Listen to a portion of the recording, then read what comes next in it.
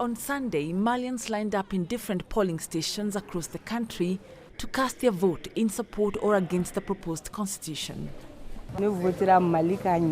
I voted for Mali to be united, for us to agree on the same thing, and for us to be united. It's a historic day. It's an important day. I think that all Malians must come and fulfill their civic duty, because we can come and express ourselves, even if we don't agree. That's what the no ballot paper is for. Those who agree will choose the yes ballot paper. In any case, it's only something to be gained for the Malian nation on this historic day of the referendum vote in Mali. Mali's junta leader Assimi Goïta cast his vote in Kati town near Bamako in support of the constitution, which he says will usher in a new era in Mali. I am convinced that the referendum will pave the way for a new Mali, a strong and efficient Mali serving the well-being of our people. And I would also like to launch an appeal to all Malians, whatever the outcome of the referendum results, to hold hands and form a sacred union around Mali.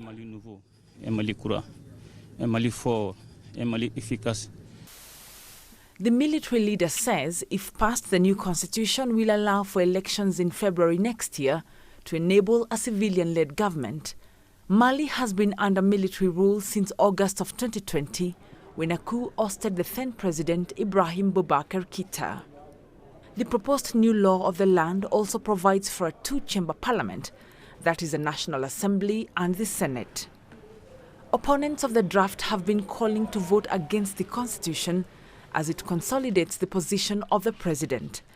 It allows the head of state to appoint or dismiss the prime minister. Wanjamungai, CGTN. Well, let's get more on this development. A local journalist, Mamadou Tapeli, is joining us from Bamako. Mamadou, what more can you tell us about the counting of votes from the constitutional referendum?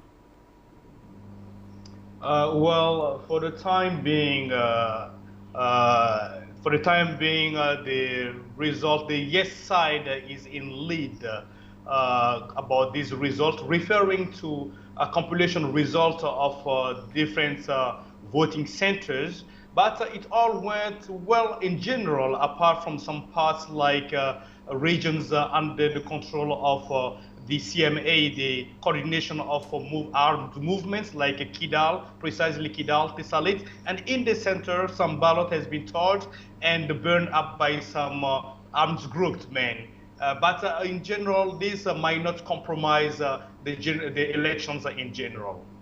And when should we expect the results, and what would be the next steps towards an election and a return to civilian rule?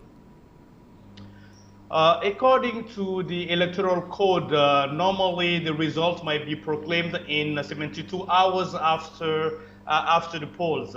But this will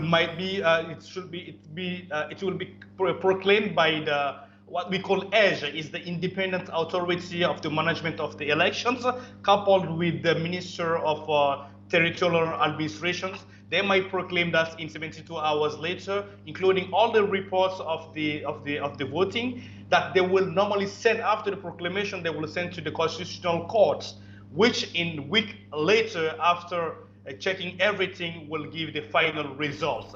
And that's after that the President of the Republic will sign a decree promulgating the new constitution, you know. But that is a step, of course, indicator to an election which will take place in end of 2023. I mean, the legislative and the communal elections. And again, the next year in 2024, February, just will be the election of the presidential election. All these in a period of 7-month time. So it's like a new step to the civilian rules, which it's really a good indicator from this election. People can hope a coming new democratic, presidential elections.